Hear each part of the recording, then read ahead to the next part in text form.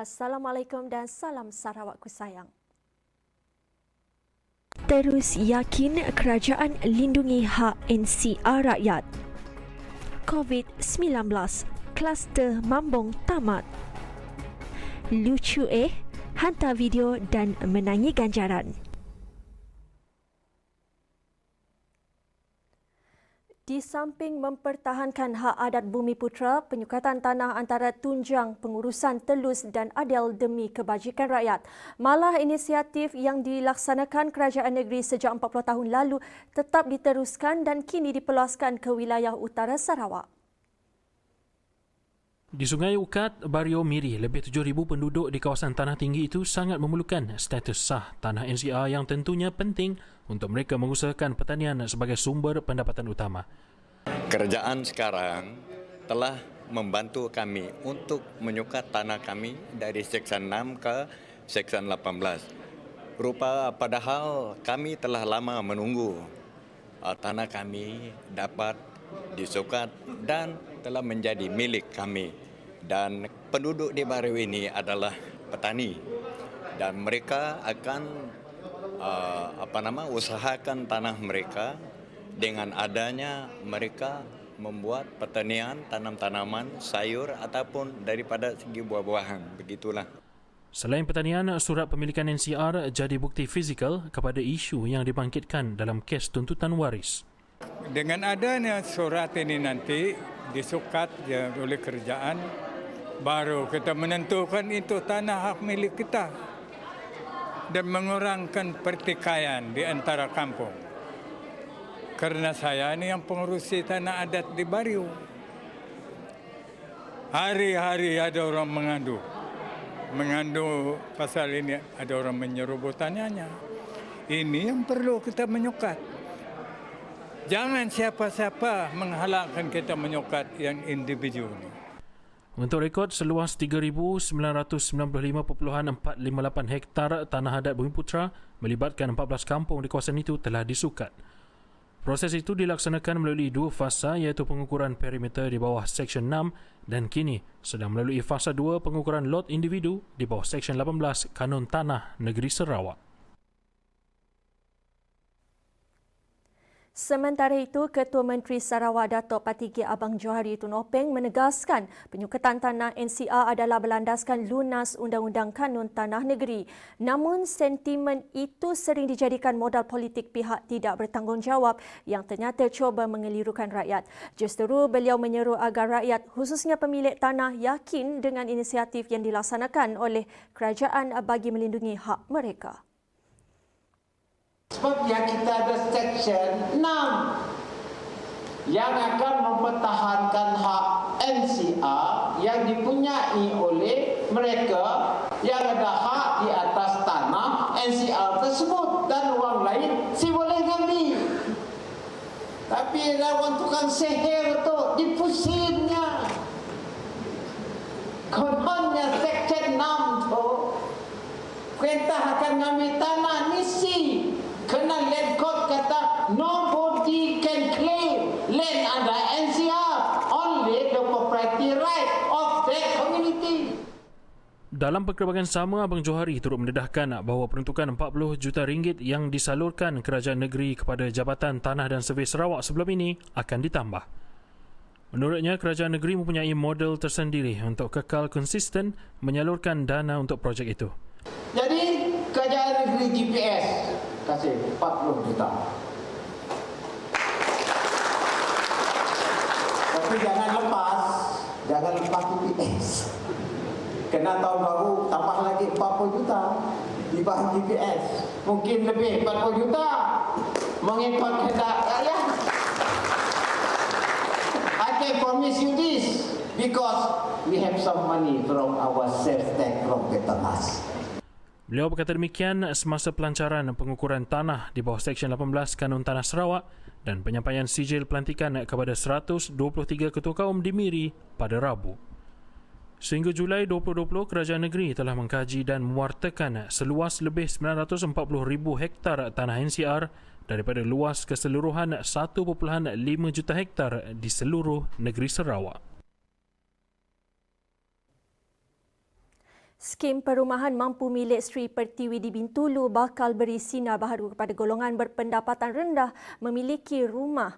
Projek di bawah Lembaga Kemajuan Bintulu BDA dengan kerjasama pihak swasta ini akan menyediakan rumah pada harga kurang RM300,000 yang ternyata lebih rendah dari harga pasaran Bintulu. Bagi penduduk di kawasan Samalaju, skim berkenaan dapat menyelesaikan penempatan haram di Bintulu. Kerana Bintulu ada sebuah well and gas project, jadi disebabkan kurang perumahan dan lagi pun harga dia begitu tinggi, kawasan dalam Sarawak Bintulu tertinggi, maka tak afford lah. Macam native, local native tak afford lah to buy the house, too expensive.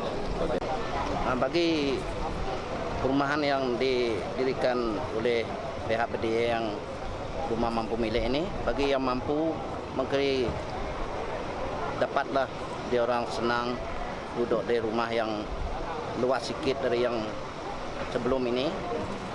Mungkin selesalah keluarga yang mampu membeli rumah ini. Dan juga ada harta sendiri. Ada harta sendiri bagi pihak ketua-ketua bilik. Sementara itu, menurut Pengurus Besar BDA, Rodziah Mursyidi, harga jualan untuk skim rumah mampu milik Sri Pertiwi ini tidak melebihi RM270,000 bagi lot rumah teres dan RM295,000 bagi lot hujung. Projek ini terdiri daripada 366 unit rumah Sri Pertiwi dengan keluasan lantai 910 square feet, 3 bilik tidur, 2 buah bilik air and of course a kitchen. Selain itu juga akan dibina 36 unit which is 10% of the Sri Pertiwi, iaitu rumah kategori Spectra. Medium dengan luas lantai 755 square feet dengan 3 bilik tidur, 1 bilik air and also a kitchen. Anggaran harga jualan seperti yang ditetapkan untuk seunit rumah Sri Pertiwi adalah tidak melebihi 270,000 bagi lot intermediate dan 295,000 bagi lot corner. Sementara itu, Ketua Menteri Sarawak, Datuk Patinggi Abang Johari Tun Abang Haji Openg menjelaskan campur tangan kerajaan terpaksa dilakukan dalam soal kawalan harga pasaran. Sebab itu apabila saya mengambil alih menjadi pengurusi BDA, saya kata let us flood the market. We flood the market and by rules of economics, if there are a lot of supply, then the price will come down. Kalau orang masih agak tinggi, bengkeng gila, simok turun, kohet saja. Pola rumah banyak-banyak oleh pihak kerajaan supaya ia dapat intervene the market dan harganya dapat kita kawal hinggalah 290 kalau spek. Beliau berkata demikian ketika berucap di Majlis Pecah Tanah Skim Perumahan Mampu milik Sri Pertiwi di Bintulu. Pembangunan negeri Sarawak akan terus dipertingkatkan dengan pelbagai kaedah baru serta pendekatan yang lebih praktikal. Malah rancangan perlu dilaksanakan secara holistik, terutama di kawasan berpotensi tinggi termasuk Bintulu. Kata Ketua Menteri Datuk Patinggi Abang Johari Tun Openg, projek pembangunan infrastruktur yang akan siap dalam tempoh 4 tahun lagi bakal meningkatkan aksesibiliti ke Bintulu. Secara tidak langsung akan membuka peluang untuk melonjakkan sektor ekonomi menerusi kemasukan pelaburan asing di bandar gas asli itu. Development plan kita mesti overall dan masa 20, 23, 24 jambatan kita dah siap, maka terbukalah Bintulu dan juga saya fikir pelaburan pun lagi masih masuk ke Bintulu, pelaburan kita. Selain sumber asli, kata Abang Johari, kestabilan negeri turut jadi faktor kepada kemasukan pelaburan asing. Kita nak mula petrochemical complex dan adalah sebuah syarikat nak melabur $5 bilion petrochemical complex di Bintulu. kena negeri kita stable. Yang kata negeri kita aman, aman makmur dan juga kerjaannya stable, si bergaduh-gaduh. Jadi kenanya ada confident, keyakinannya, makanya melabur. Jadi negeri kita, alhamdulillah. Jadi kita jagalah perpaduan kita, yang akhirnya yang dapat manfaatnya ialah rakyat sendiri. Jelasnya dengan kemasukan pelaburan asing, ia akan dapat menambah pendapatan negeri Sarawak. Perpaduan pelbagai kaum dan agama di Sarawak perlu terus diperkukuh. Salah satu caranya membantu persatuan-persatuan dari pelbagai kaum. Demikian pendedahan Ketua Menteri Datuk Patinggi Abang Johari Tun Openg. Kini katanya perpaduan antara agama dan kaum merupakan tunjang untuk memajukan Sarawak. Oleh sebab itu, tertubuhnya unit hal ehwal agama-agama lain, UNIFOR, yang mendapat pujian Kementerian Perpaduan Negara.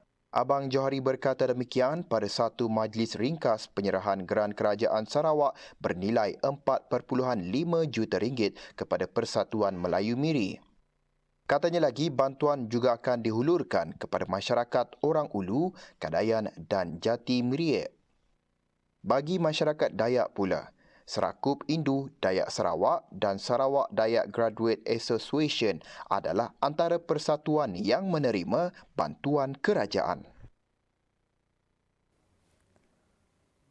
Sebahagian daripada 101 projek bernilai RM6.61 bilion yang diperoleh secara rundingan terus sewaktu pentadbiran lepas ada melibatkan Kementerian Kerja Raya. Mengesahkan perkara demikian, Menterinya Datuk Sri Fadilah Yusof. Anggaran sebenar jumlah kos projek berkenaan, kata Fadilah, belum dapat diputuskan dan pihaknya masih menyemak butiran lanjut mengenainya.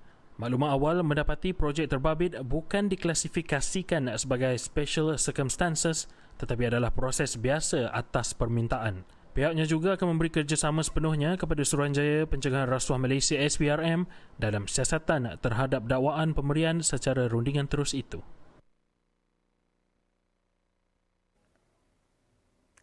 Petani, nelayan dan peternak disaran manfaat teknologi untuk meningkatkan hasil pengeluaran tanaman dan produk. Kata Timbalan Ketua Menteri Datuk Amar Awang Tengah Ali Hassan, teknologi dapat meningkatkan produktiviti dan hasil dari kerja-kerja dalam bidang pertanian, peternakan dan perikanan. Melalui teknologi juga, penghasilan produk boleh diusaha tanpa memerlukan tanah yang besar. Tambah Awang Tengah, Ketua Menteri Datuk Patinggi Abang Johari Tun Openg juga telah memberikan peruntukan yang besar untuk membantu mereka yang terlibat dalam pertanian, perikanan dan penternakan. Ini perkembangan COVID-19. Setelah tidak merekodkan sebarang kes baharu dalam tempoh 28 hari dari kes terakhir, kluster Mambong kini tamat. Kluster yang aktif di Sarawak kini hanya tinggal satu, iaitu kluster alam yang melibatkan seramai 7 orang kes. Hari ini juga tiada kes positif dilaporkan dan jumlah keseluruhan kes kekal sebanyak 696 kes. Seramai 15 orang masih menerima rawatan dalam wad isolasi hospital, 9 kes dirawat di Hospital Bintulu, 4 di Hospital Umum Sarawak, 1 di Hospital Sibu dan 1 di Hospital Miri.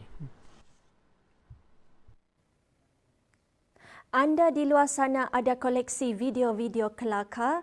Hantar video anda sekarang untuk dipertontonkan di platform Lucu. 10 pemenang bertuah akan dipilih setiap minggu dan hanya 1 pemenang akan dinobatkan sebagai juara mingguan. Lucu menawarkan hadiah terkumpul bernilai RM600 setiap minggu. Pertandingan terbuka kepada semua warga Malaysia bermula 1 September sehingga 31 Disember 2020. Video yang paling kelakar akan dipilih berdasarkan undian melalui laman rasmi Facebook Lucu. Belanja sikit? Ya. Washing machine. Ayah shishi amboy. Arigatou mushi-mushi. Terima kasih. Layari FB Lucu untuk maklumat lebih lanjut. Anda suka kongsi video lucu?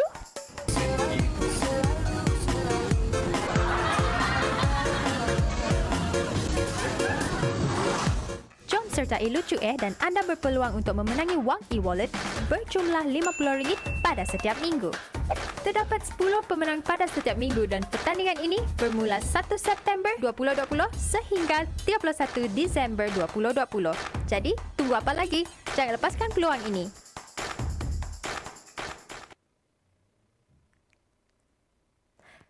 Itu sahaja paparan untuk jam ini. Jangan lupa teruskan bersama TVS. Saya Nurul Ismail. Salam hormat dan jumpa lagi.